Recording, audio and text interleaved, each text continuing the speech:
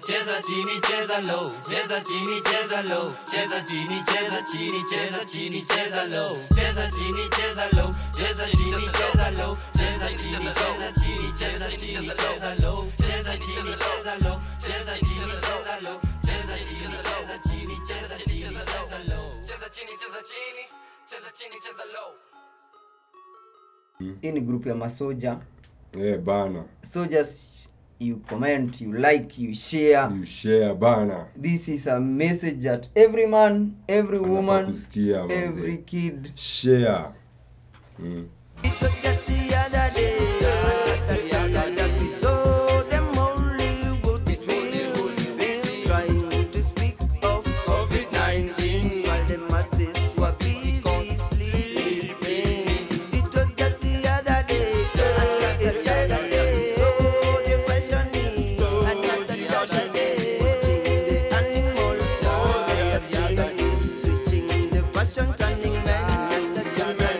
Kuna vitu mingi sana zina happen as we usher in the Antichrist. According to those working on the project, the ceremony of the red heifer needs to be performed on the Mount of Olives and in a place that would have looked directly into where the temple stood. The land I'm standing on, bought 12 years ago, fits both of those standards. It had to be exactly at the front, a place that the priest that made this ceremony can see the Holy of the Holy Place. Rabbi Yitzhak Mamo owns the land here on the Mount of Olives. And we hope that in a year and a half from today, we can make here in this area the ceremony of the red heifer. That actually will be the first step to the temple. Red heifers zimesha tayarishwa. The 5 red heifers are now in a secure, undisclosed location in Israel. Plans include moving them sometime soon to a visitor center in Shiloh, where the tabernacle of the Lord once stood for nearly 400 years. The book of Numbers explains that ashes of the red heifer are used to purify priests for their service in the temple. Now the Lord spoke to Moses and Aaron, saying, This is the ordinance of the law which the Lord has commanded, saying, Speak to the children of Israel, that they bring you a red heifer without blemish, in which there is no defect, and on which a yoke has never come. You shall give it to Eleazar the priest, that he may take it outside the camp, and it shall be slaughtered before him. Its offal shall be burned, for the water of purification. It is for purifying from sin. These red heifers are now between 1.5 to 2 years old.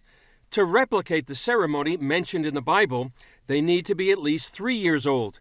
And within that time span, they cannot have a blemish or anything that would disqualify them for the ceremony, even one white or black hair. As you can see, man, the that temple in Ajengo. We are in these days. Just the other day that we saw the Catholics changing to believers into Sunday Christians, practicing idolatry of ancient Egyptians. Just the other day that we saw the zeitgeist ignoring all the signs of the end of times, forgetting the Most High Son will come. It will come another day that we see the Zionists marching to Zion one by one. The rapture has come and the wicked are banned. In these days of Babylon, we are in the last days, perilous times. Where people... Na kama ujaelewa Babylon ni nini, kuna vitu mob sana. The new Babylon manze ni America. Ni America. Through Hollywood as a machine for propaganda. It's America, modern day Babylon. We read the book of Revelations and it talks about Babylon the Great.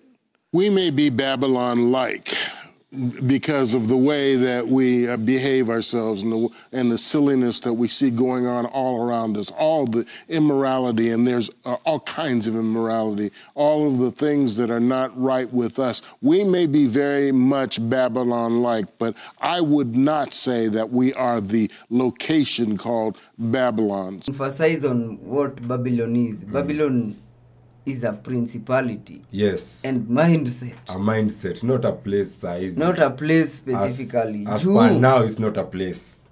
Kwa sababu Babylon ilikuwa Iraq. Babylon ilikuwa Iraq. Babylon ni principality. Kunaweza kuwa na mindset ya mtu ako acha tusuni Africa. Lakini yuko so westernized. Bana. This guy is living Babylon. like that's Babylon. Uko Babylon. So tukiangalia hizi films zenye tuna watch, for example, films zenye tuna watch zinatupatia messages subliminally. I am now going to assault your mind with subliminal messages.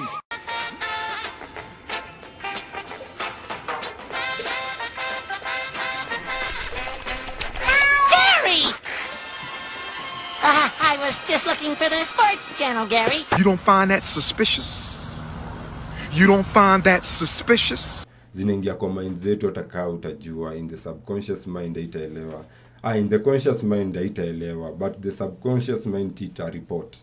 Unaona? So ukiangalia venye hizi pictures zinatu affect, for example, Stand guide to Laura Mulvey's feminist theories. Laura Mulvey is a feminist theorist who believes that women in the media are often represented through what she calls the male gaze. It's a phrase that she coined where she basically believes that we're often shown women from the perspective of heterosexual men. Kwa film Theory and Criticism tunaitanga the female gaze kwa movie. We're encouraged to sexualize them and objectify them as though we were a man looking at them. You'll often see this in things like music videos where the cameras tend to linger on women's bodies, or in films where women might be sexualized through the use of their clothing. The female gaze unapatanga, for example, kwa James Bond, tukikusanya na the male gaze. If the male gaze, for example, James Bond, the face, the persona of James Bond, anahitaji the female gaze. In which the female gaze represent a lot of qualities zenye James Bond was paired with kwa hiyo movie kuonyesha James Bond as a man.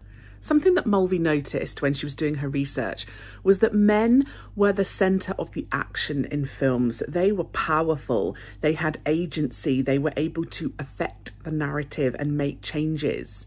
And she found that women were primarily passive.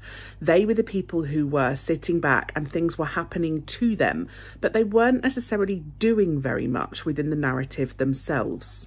So she thinks the action within films and the narrative within a film is heavily gendered in a binary way, with the active and exciting and dramatic parts of the narrative all being the responsibility of the male characters.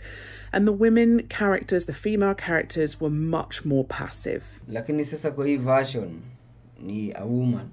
The latest movie niliona James Bond simefanya hivyo.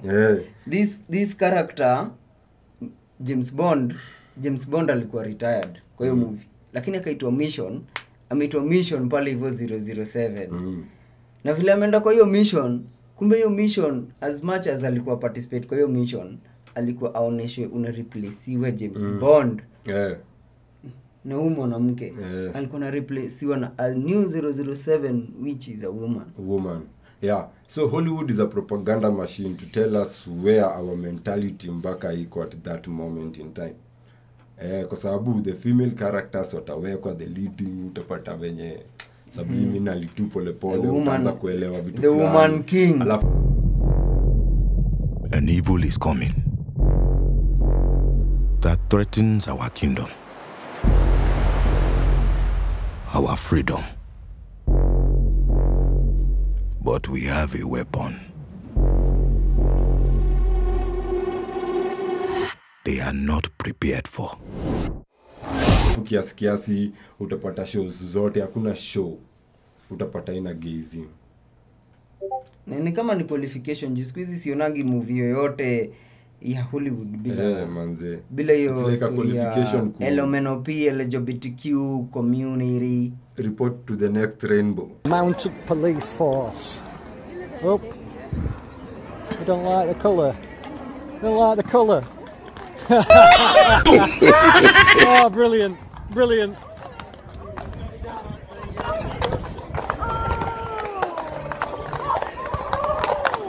Wallahi al-Azim, you are gay. Don't say this to me. Wallahi you are gay. Wallahi you are. Hakuna movie ama series. Na sijui kama umenotice hivyo wewe kama viewer. If umenotice, comment, subscribe hapo hivyo chini, subscribe, engage na sisi pale hivyo kwa YouTube. Movie gani? Niambie movie moja yenye ina mashogda. Movie, sai movie kama zote. Hiyo ni qualification ya kuingia Hollywood. Lazima movie yako hata before uambie jina ni gani. Wanakuuliza, let us script tuangalie hapo hivi, wanaangalia. Is there a man and a man? Is there a woman and a woman? If there is not, we don't want to see you here. Ndio maana movies tutapata movies zingine haziwezi acceptiwa. Movies ni normal lakini hautai watch kwa sababu haina ushogde. Piga hesabu. When we were younger, kulikuwa na movie fulani hapo hivyo ilikuwa inaitwa Rambo. The Oval Office. Reagan used a strategy to sell war. It is called perception management, a method where you use the media to convince the civilian population that more wars are necessary and justified. But it was part of an even broader program. The president's advisors had given it a name. They called it perception management, and it became a central part of the American government during the 1980s. The aim was to tell dramatic stories that grabbed the public imagination, not just about the Middle East, but about Central America and the Soviet Union. And it didn't matter if the stories were true or not, providing they distracted people, and you, the politician, from having to deal with the intractable complexities of the real world. Rambo jamaa alikuwa anapigwa risasi hapa hivi anajishona. Msee. Anajishona yeye hata endi kwa daktari, yani mwanaume. Anaenda kuona watu zao kwa sababu ya dem yake. Jua dem moja. Where is UN kwa hiyo movie? That is a masculine figure. But nowadays hakuna movies kama hizo.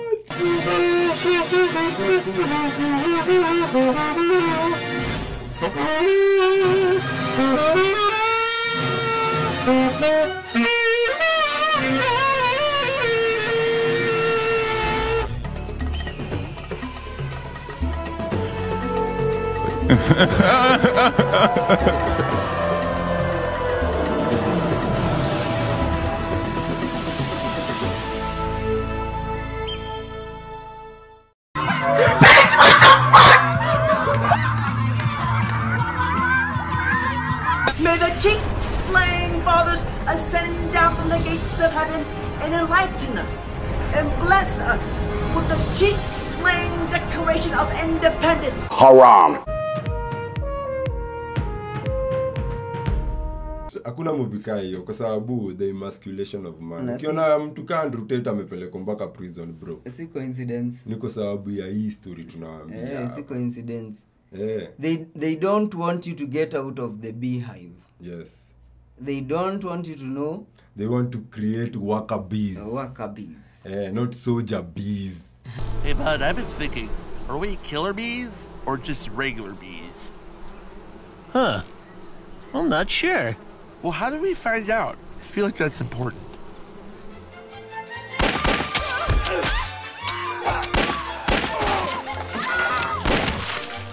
So, how did that feel?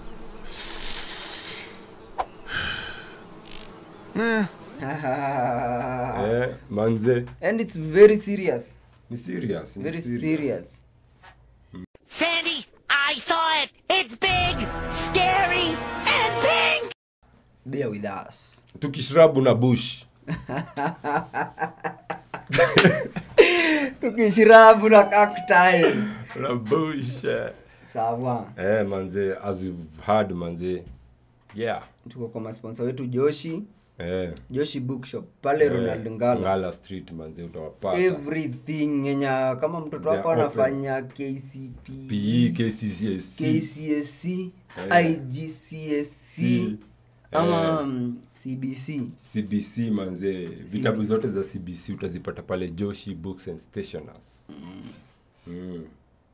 Peace out manze. Peace out. And you know the wicked dollar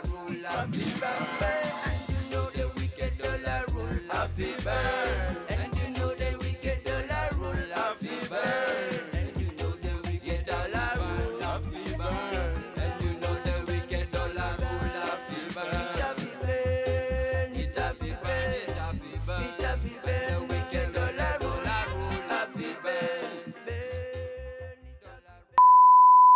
eternity isn't some later time.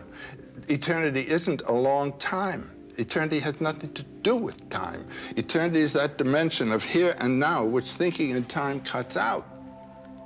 This is it. This is my... If you don't get it here, you won't get it anywhere. And the experience of eternity right here and now is the function of life.